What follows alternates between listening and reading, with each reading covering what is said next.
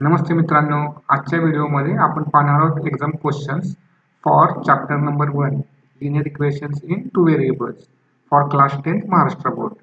सगळ्यात पहिल्यांदा आपण क्वेश्चन पाहूया. जुलै 2025 ला आलेला आहे 1 मार्काचा क्वेश्चन. हा क्वेश्चन आहे सायमल्टेनियस इक्वेशन वरती. क्वेश्चन असा आहे, for simultaneous equation in variables x and y dx ची व्हॅल्यू दिलेली आहे, dx is equal to 49, dy ची व्हॅल्यू दिलेली आहे, dy is equal to -63, d ची व्हॅल्यू दिलेली आहे 7. Then find the value of x, म्हणजे आपल्याला x ची व्हॅल्यू काढायची. आता ज्यावेळेस आपल्याला असा क्वेश्चन येतो की ज्याच्यामध्ये dx, dy आणि d दिलेलं आहे आणि x ची किंवा y ची व्हॅल्यू काढायची असेल तर अशा वेळेस आपण काय करू शकतो, क्रॅमर्स रूल वापरून हा प्रॉब्लेम सॉल्व्ह करू शकतो. तर आपण हा प्रॉब्लेम सॉल्व्ह करूया. आता आपल्याला काय दिलेलं आहे ते आधी लिहून घेऊया. गिवन, तर गिवन मध्ये काय काय दिलेलं आहे, dx ची व्हॅल्यू दिलेली आहे, dx किती दिलेला आहे 49, परत dy दिलेला आहे, dy किती दिलेला आहे -63, परत काय दिलेलं आहे d दिलेला आहे. हे या सगळ्या dx, dy आणि d ची व्हॅल्यू दिलेली आहे.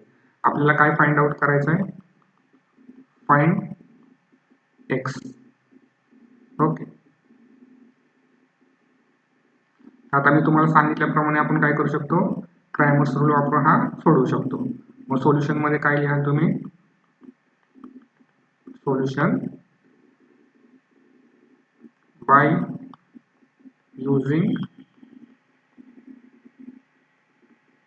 Cramer's rule. तर क्रॅमर्स रूलचा फॉर्म्युला काय आहे, x ची जर व्हॅल्यू आपल्याला काढायची असेल तर dx अपॉन d, बरोबर. मग सिंपली आपण काय कराल, dx आपला किती आहे, dx आहे आपला 49, तो लिहायचा आहे. परत d ची व्हॅल्यू काय आहे, d ची व्हॅल्यू इथे दिलेली आहे किती 7, ही आपण लिहून घेऊया. आता डिवाइड करूया 49 बाय 7 ला. मग आपल्याला माहिती आहे 7 1 चा 7 आणि 7 7 चा 49, त्यामुळे आपला आन्सर काय येतंय 7/1. याचा अर्थ काय असतोय 7. म्हणजे थोडक्यात आपला आन्सर काय आलं, x ची व्हॅल्यू काय आली 7. ओके, हा होता आपला पहिला प्रॉब्लेम. आणि पहिल्या प्रॉब्लेम मध्ये आपल्याला x ची व्हॅल्यू काढायची होती. आता x ची व्हॅल्यू काय आलेली आहे 7 आलेली आहे. तर आता आपण सेकंड प्रॉब्लेम पाहूया. आता सेकंड प्रॉब्लेम आहे नोव्हेंबर 2020 ला आलेला, तो पण 1 मार्कचा प्रॉब्लेम आहे. आता प्रॉब्लेम काय आहे, for simultaneous equation in x and y dx ची व्हॅल्यू आपल्याला दिलेली आहे, dy ची व्हॅल्यू दिलेली आहे, d ची व्हॅल्यू दिलेली आहे. Then what is the value of x. आता इथे पण आपल्याला x ची किंमत काढायची. आता आपण मागचा प्रॉब्लेम पाहिला, ज्यावेळेस dx, dy आणि d देतील आणि x ची किंवा y ची व्हॅल्यू काढायची असेल तर आपण इझिली कशी काढू शकतो, क्रॅमर्स रूल वापरून काढू शकतो. तर आपल्याला ज्या ज्या गोष्टी दिलेल्या आहेत त्या आधी लिहून घेऊया. गिवन मध्ये काय दिलेलं आहे, dx ची व्हॅल्यू दिलेली आहे, dx ची व्हॅल्यू किती आहे 25 ती लिहिली. परत dy ची व्हॅल्यू किती आहे, dy ची व्हॅल्यू आहे 40 ती पण लिहिली. d ची व्हॅल्यू किती आहे, d ची व्हॅल्यू आहे 5 ती पण आपण लिहून घेतली. आता आपल्याला काय करायचं आहे, फाइंड x ची व्हॅल्यू, बरोबर. परत आपलं सोल्युशन काय आहे, तर क्रॅमर्स रूल वापरायचा आहे आपल्याला. मग आपण काय लिहिणार, बाय युजिंग क्रॅमर्स रूल. आता क्रॅमर्स रूलचा फॉर्म्युला काय आहे,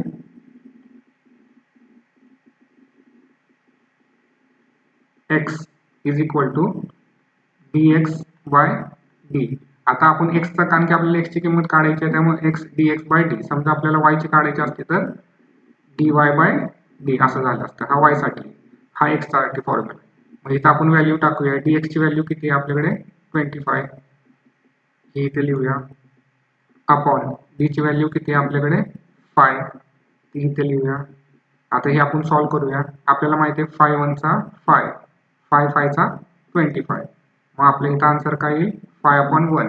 म्हणजे थोडक्यात आपला आन्सर काय येतं 5. म्हणजेच काय, सॉरी, x ची किंमत काय आली, x ची व्हॅल्यू काय आली 5. अशा पद्धतीने आपण इझिली हा प्रॉब्लेम सॉल्व्ह करू शकतो.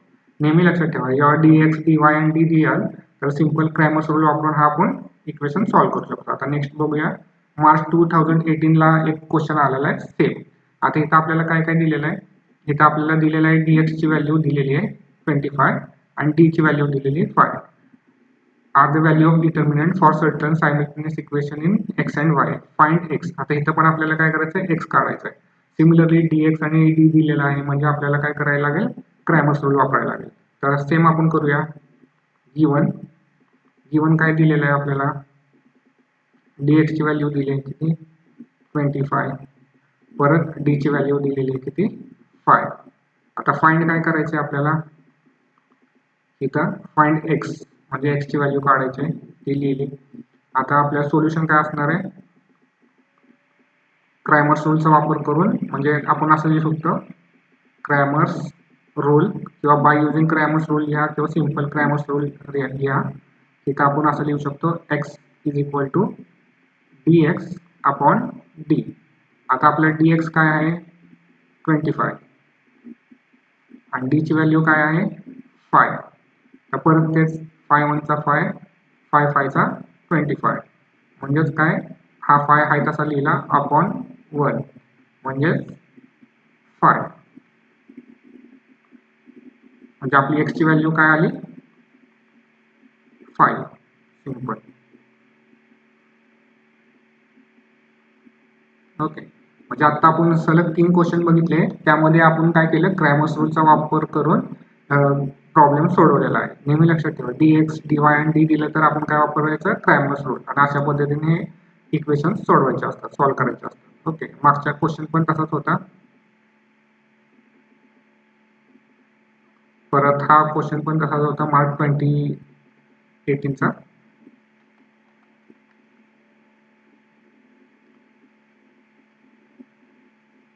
आता आपण नेक्स्ट क्वेश्चन पाहूया. आता नेक्स्ट क्वेश्चन आहे जुलै 2024 चा. तो आहे 1 मार्क्सचा क्वेश्चन आहे. हा आता आपण पाहूया. थोडंसं मी वर स्क्रोल करतो. आता हा क्वेश्चन एकदम सिंपल आहे. आपल्याला काय दिलेलं आहे, डिटर्मिनंट दिलेला आहे आणि काय करायचं, ह्याची व्हॅल्यू काढायची. तर ज्यावेळेस आपल्याला डिटर्मिनंट देतो तेव्हा नेहमी काय करायचं, जो पण गिवन डिटर्मिनंट दिलेला आहे तो आधी लिहून घ्या. गिवन काय दिलेला आहे थोडासा व्यवस्थित काढतो. 5 -2 -3 आणि 1 असा डिटर्मिनंट आहे. तर कसं करायचं, इकडचा जो नंबर आहे 5 याला कशाबरोबर मल्टिप्लाय करत, पहिल्यांदा काय करायचं, ह्या दोघांमध्ये असा क्रॉस मार्क करून घ्यायचा, सिंपल क्रॉस. ओके, आणि इथं असे खाली एरोज काढायचे. आता असं झालं की नंतर आपल्याला हे सॉल्व्ह करायचं, इक्वल टू ची साईन घ्यायची. आता जसा आपला क्रॉस आहे 5 चा एरो कुठे जातोय 1 ला, मग कसं करायचं, 5 चं मल्टिप्लिकेशन करायचं 1 वर, म्हणजे मायनसची साईन. परत तिकडचा सेकंड एरो बघायचा, 2 चा एरो कुठे जातोय, -2 चा एरो कुठे जातोय -3 ला. मग आता ब्रॅकेट, आता -2 असल्यामुळे आपण इथं ब्रॅकेट घ्यायचं, -2 परत मल्टिप्लिकेशनचं साईन आणि -3. ओके, आता हे थोडं आपण सॉल्व्ह, हे इक्वेशन आपण सॉल्व्ह करूया. इक्वल टू 5 × 1 म्हणजे किती येतं 5, ही मायनसची साईन आहे तशीच ठेवायची. आता आपल्याला माहिती आहे जेव्हा आपण मल्टिप्लिकेशन करतो, आता नेहमी लक्षात ठेवा, मायनसचं मल्टिप्लिकेशन मायनस वर केल्यानंतर आन्सर प्लस येतं. म्हणजेच काय, -2 × -3 काय येईल, +6 येईल. ओके, आता इथं आपला आन्सर काय आलाय 5 - 6. आता हे आपल्याला सॉल्व्ह करायचं. आता नेहमी लक्षात ठेवा, जेव्हा मायनस असेल तर आपल्याला काय करायचं, सबस्ट्रॅक्शन करायचं असतं. आता सबस्ट्रॅक्शन कसं करणार, 2 नंबर आहेत आपल्याकडे, तर मोठा जो नंबर आहे त्यातून काय करायचा, लहान नंबर मायनस करायचा. आता 6 मधून 5 मायनस केल्यानंतर आन्सर काय येईल 1 येईल. आणि आन्सर आल्यानंतर त्या आन्सरला कोणतं साईन द्यायचं ते आपण कसं ठरवणार आहे, तर ह्या दोघातला जो मोठा नंबर आहे त्याचं साईन आहे ते आन्सरला द्यायचं. आता 5 आणि 6 मध्ये मोठा नंबर कुठला आहे 6, 6चं साईन कुठलं आहे मायनस, त्यामुळे आपल्या आन्सरला साईन काय येईल मायनस. म्हणजे ह्या डिटर्मिनंटची व्हॅल्यू किती येते -1. आता आपण नेक्स्ट क्वेश्चन बघूया.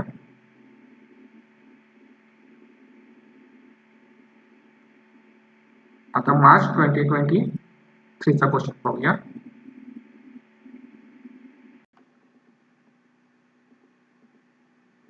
आता आपल्याला क्वेश्चन काय दिलेला आहे, find the value of the following determinant. आपल्याला परत डिटर्मिनंट दिलेला आहे त्याची व्हॅल्यू काढायची. तर मग अशी आपण आता सॉल्व्ह केल्याप्रमाणे आपण काय करायचं, आधी जो गिवन डिटर्मिनंट दिलेला आहे तो लिहून घ्यायचा आहे तसा. गिवन मध्ये आपल्याला डिटर्मिनंट काय दिलेला आहे, 4 2 3 7 लिहिला. नंतर काय करायचं, ह्या दोघांमध्ये सिंपल असा क्रॉस क्रिएट करायचा आणि एरोज काय करायचं, असे डाऊन एरोज करायचे. आता डाऊन एरोज केल्यानंतर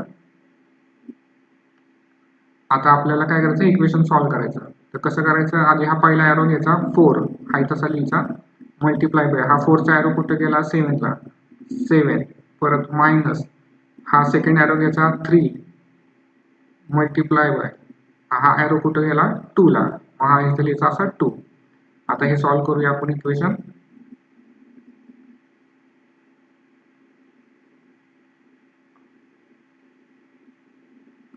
आता 7 4 चा किती 28, ही मायनसची साइन आहे तशीच, 3 2 जा 6 हा आहे तसाच.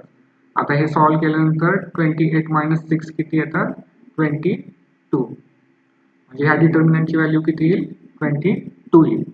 ओके, आता नेक्स्ट प्रॉब्लेम पाहूया.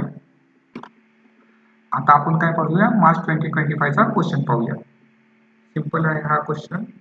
हा जर तुम्ही क्वेश्चन नीट पाहिला तर इथं आपल्याला काय दिलेलं आहे, दोन इक्वेशन दिलेले आहेत. पहिले इक्वेशन काय 2x + y = 7, दुसरे इक्वेशन काय x + 2y = 11. आपल्याला फाइंड काय करायचं आहे, x + y फाइंड आउट करायचं आहे.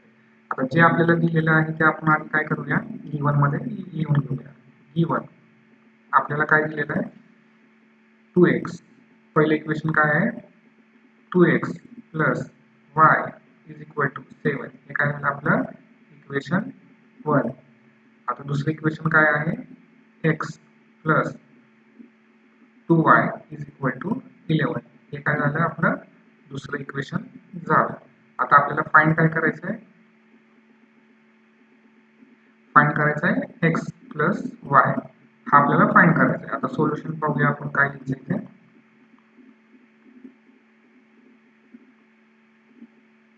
आता नेहमी चेक करायचं. आता जेव्हा तुम्हाला असे क्वेश्चन्स येतील आणि तुम्हाला जे काय फाइंड करायचं, आता आपल्याला इथं फाइंड काय करायचं x + y फाइंड करायचं.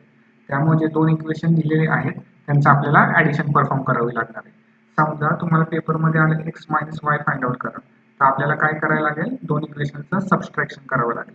पण आता आपल्याला काय विचारलेलं आहे, आपल्याला विचारलेलं आहे ऍडिशन, त्यामुळे आपण काय करूया ऍडिशन परफॉर्म करूया. ओके, आता कशी करायची, तर सिंपल इथं लिहिताना काय लिहायचं, perform addition of equation 1 and equation 2. आता इक्वेशन 1 काय आहे आपलं 2x + y = 7. इक्वेशन 2 काय आहे आपलं x + 2y = 11. आता आपल्याला काय करायची, यांची ऍडिशन परफॉर्म करायची. आता ऍडिशन म्हणजे काय आहे, तर सिंपल इथं लिहूया.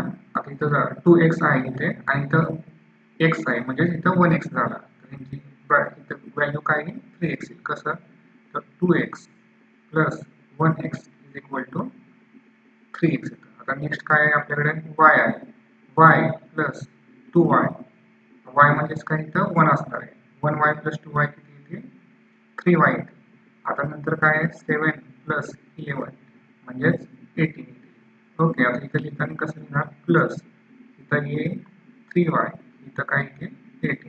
आता हे एक आपल्याला काय भेटलंय 3x + 3y = 18. हे कन्सिडर करूया. आपलं हे इक्वेशन काय आहे, थर्ड इक्वेशन आहे, 3x + 3y = 18.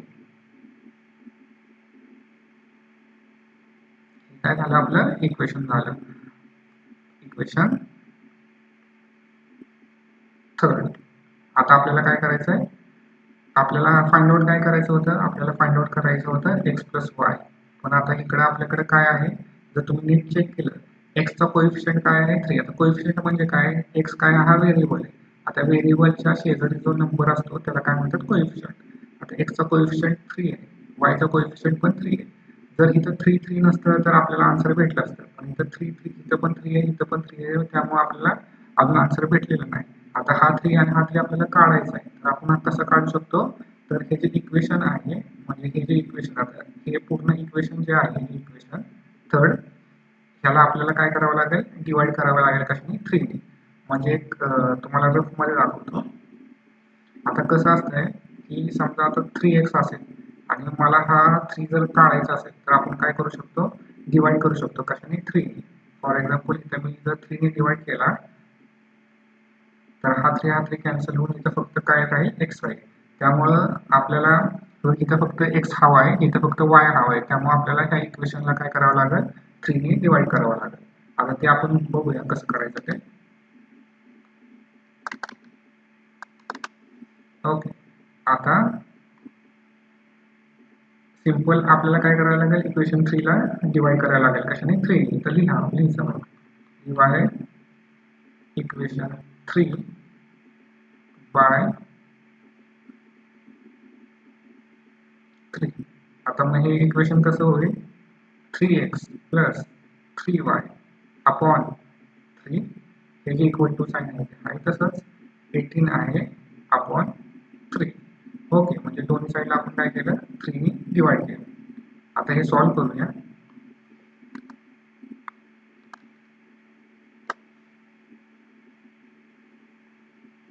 आता हे आपण सॉल्व करूया. 3x प्लस 3y अपॉन 3 आहे. आता हे कसं आहे, आता एक फॉर्म्युला आहे मी इथे लिहितो.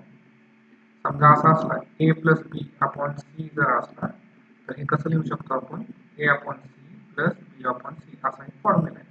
तर ह्या फॉर्म्युल्यानुसार आपण काय करू शकतो, हे सिंपल काय असं लिहू शकतो, 3x upon 3 plus 3y upon 3 is equal to 18/3.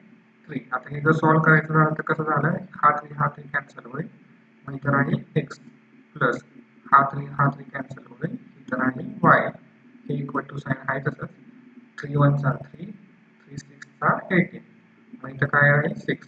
त्यामुळे x plus y is equal to 6. आपल्याला आन्सर काय आलं 6. आणि आपल्याला काय फाइंड आउट करायचं होतं, आपल्याला फाइंड आउट करायचं होतं x प्लस वाय. बरोबर आहे. आता x प्लस वाय ची व्हॅल्यू काय आली आपली, x प्लस वाय ची व्हॅल्यू आली आपली 6. आय होप आता आपण नेक्स्ट एक्झाम्पल पाहू.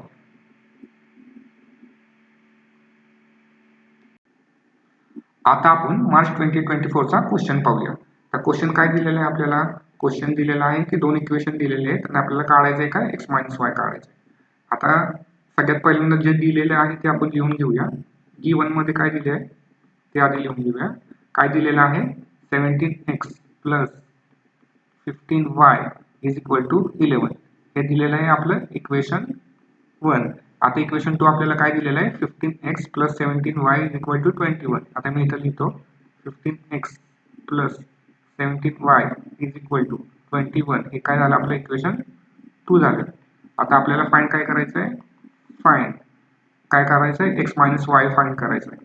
आता आपल्याला इथं काय मायनसची साईन आहे म्हणजे सबस्ट्रॅक्टची साईन आहे, त्यामुळे आपण काय करणार आहे, ह्या दोन इक्वेशन मध्ये सबस्ट्रॅक्शन वापरणार आहे. जर प्लसची साईन असते तर आपण काय केलं असते, ऍडिशन वापरली असते.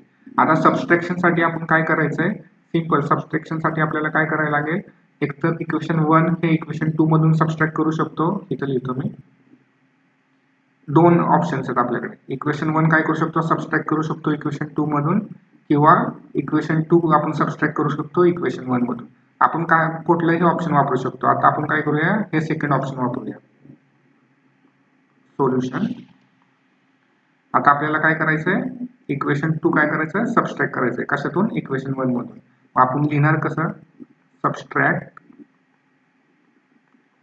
Equation 2 from 1.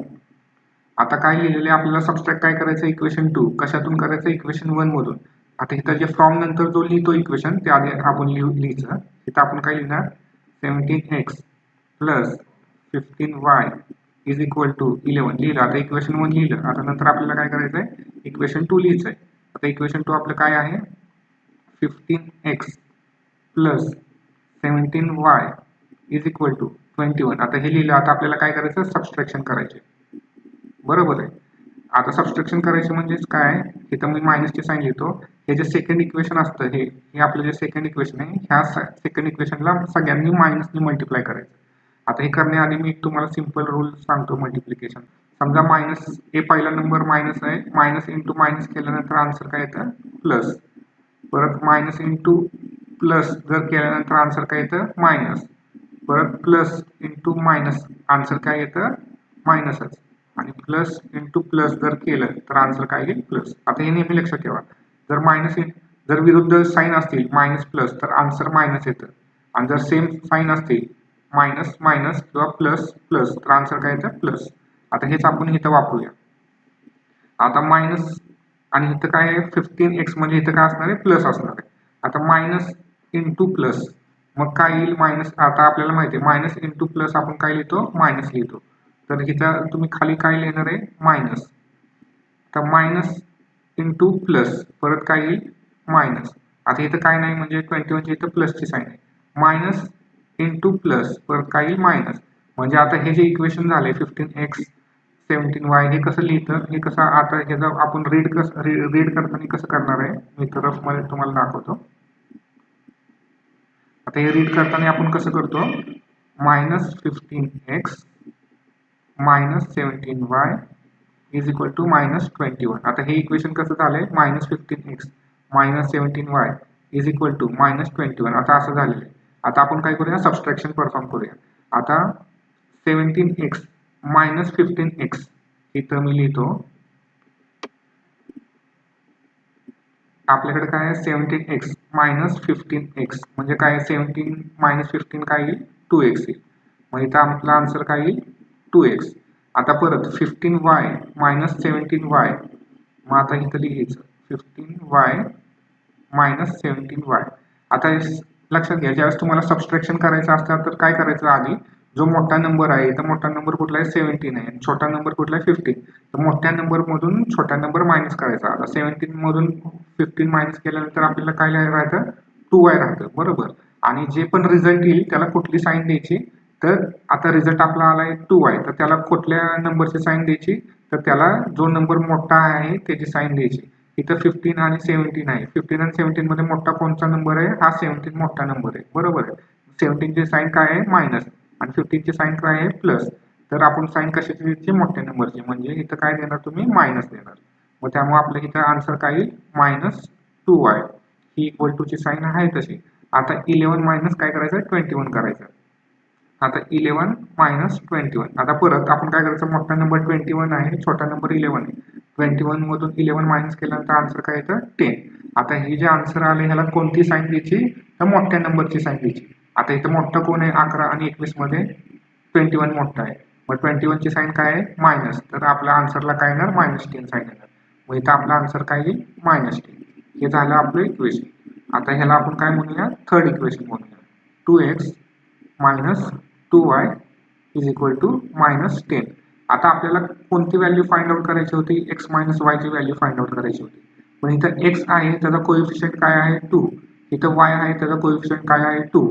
म्हणजे आपल्याला आता काय करावं लागेल हे अख्खं पूर्ण इक्वेशन आहे हे 2 ने डिवाइड करायला लागेल. म्हणजे नेहमी लक्षात ठेवा कोएफिशियंट बघायचे काय आहेत आणि आपल्याला काय करायचं x मायनस y ह्या फॉर्म मध्ये कन्वर्ट करायचं इथं. इथला जो 2 आहे हा काढावा लागेल इथला जो 2 आहे हा काढावा लागेल बरोबर आहे. ते काढण्यासाठी आपल्याला काय करायला लागेल हे दोन्ही जे हे पूर्ण इक्वेशन आहे त्याला इक्वेशन 3 म्हणूया. या इक्वेशन 3 ला काय करावं लागेल तुम्हाला 2 ने डिवाइड करावं लागेल 2 ने. आता ते लिहूया आपण डिवाइड इक्वेशन 3 बाय 2. आता हे लिहिताना कसं लिहा तुम्ही 2x minus 2y upon 2 is equal to minus 10 upon 2. आता आपण हे सॉल्व करूया. आता हा एक फॉर्म्युला आहे लक्षात ठेवा ax minus by upon c जर असेल तर आपण काय लिहू शकतो ax upon c minus by upon c. म्हणजे हा जो डिनॉमिनेटरचा c आहे हा सेपरेट करू शकतो. तर इथं कसं होईल या फॉर्म्युलानुसार 2x upon 2 minus 2y upon 2 बरोबर इज इक्वल टू हे जे आहे ते आहे तसंच लिहून घेऊया. आता हे आपण काय करू शकतो कॅन्सल करू शकतो. 2 ला 2 कॅन्सल झाला इथं काय राहिलं x मायनस हा 2 ला हा 2 कॅन्सल झाला इथं राहिलं y हा इक्वल टू ची साईन आहे तशीच. तर 2 1 चा 2 2 5 चा 10 ही जी मायनस ची साईन आहे तशीच म्हणजे आपला आन्सर आलं हे 5. आपला आन्सर काय झालं x minus Y is equal to -5. आता आपल्याला काय काढायचं होतं, जर तुम्ही चेक केलं आपल्याला x मायनस वाय ची व्हॅल्यू काढायची होती. ती किती आली? -5 आली. ओके,